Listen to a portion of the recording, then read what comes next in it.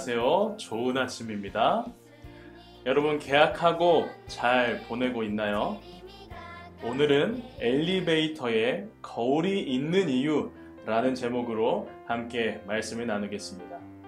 1853년 미국에는 많은 고층 빌딩이 지어지기 시작했고 따라서 높은 층을 편하게 오르기 위한 장치가 필요했습니다. 그래서 오티스라는 회사가 세계 최초로 엘리베이터를 개발했습니다. 하지만 그 당시 엘리베이터는 속도가 많이 느렸고 느린 속도 때문에 엘리베이터를 이용하는 사람들은 속도가 너무 느리다며 불만을 이야기했습니다. 편하게 오르내리는 것만 생각했던 오티스는 이제 속도라는 문제가 생겼고 오티스는 이 문제를 해결하기 위해 방법을 어떻게든 찾아보려고 했지만 당시 1800년대의 기술력으로는 엘리베이터의 속도를 더 빠르게 할 방법이 없었습니다. 이때 등장한 아이디어가 거울입니다. 오티스는 이용객들이 엘리베이터의 거울을 보며 자기 모습을 살피게 함으로써 속도에 대해 무감각하게 만들자는 아이디어였습니다. 여러분은 엘리베이터에서 거울을 본 적 있나요? 전도사님은 출근하기 위해서 엘리베이터를 타면 항상 거울로 얼굴과 옷차림을 확인하곤 합니다. 여러분 결과는 어땠을까요? 아주 성공적이었습니다. 이용객들은 더 이상 불만을 제기하지 않았고 그 이후로 엘리베이터에 거울을 설치하는 것은 당연한 일이 되었습니다. 여러분 엘리베이터에 거울을 붙인 이 사례는 우리에게 발상의 전환이 얼마나 중요한지 보여줍니다.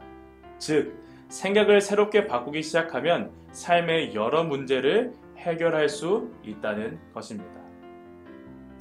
이스라엘 백성들이 이집트에서 탈출하여 40년 동안 광야를 지나 가나안으로 들어가는 이 이야기는 여러분이 너무나도 잘 아는 이야기입니다. 그런데 사실 이 가나안까지 가는 길은 40년이 걸릴 만한 거리가 아니었습니다. 거리로만 따지면 10일, 열흘이면 갈 수 있는 거리였다고 합니다. 그런데 하나님께서는 왜 이스라엘 백성들에게 40년 동안 광야에서 생활하도록 하셨을까요? 광야는 무척 살기 힘든 곳이죠. 여러분이 광야에서 40년 동안 살게 된다면 어떨까요? 지금처럼 좋은 텐트나 장비들이 없는 시대였습니다. 광야는 마실 물도 없고 먹을 음식도 없고 낮에는 덥고 밤에는 추운 사람이 살기 어려운 환경이었습니다. 그래서 이스라엘 백성들은 최대한 광야를 빨리 지나가는 것이 목표였을 것입니다.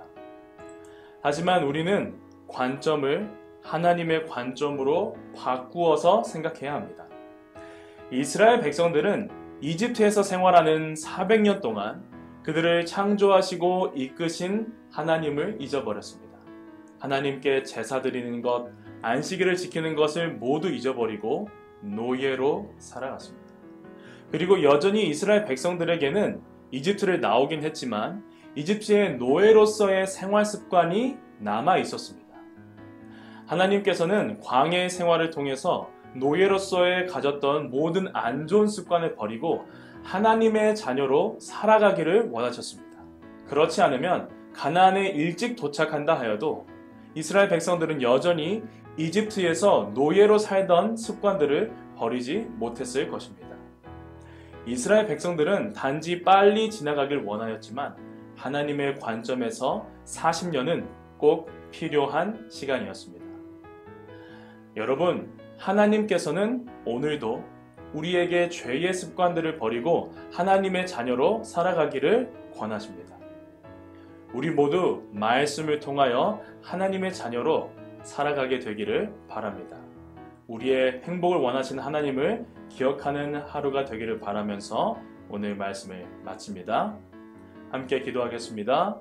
하늘에 계신 아버지 하나님, 오늘 행복한 하루를 주시니 감사합니다. 우리가 살아가면서 하나님의 관점으로 세상을 바라보며 하나님께서 주시는 멋진 아름다운 것들을 바라보고 하나님의 자녀로서 살아가는 우리 친구들 될 수 있도록 인도하여 주세요. 오늘 하루 행복한 시간이 되기를 간절히 바라오며 예수님 이름으로 기도합니다.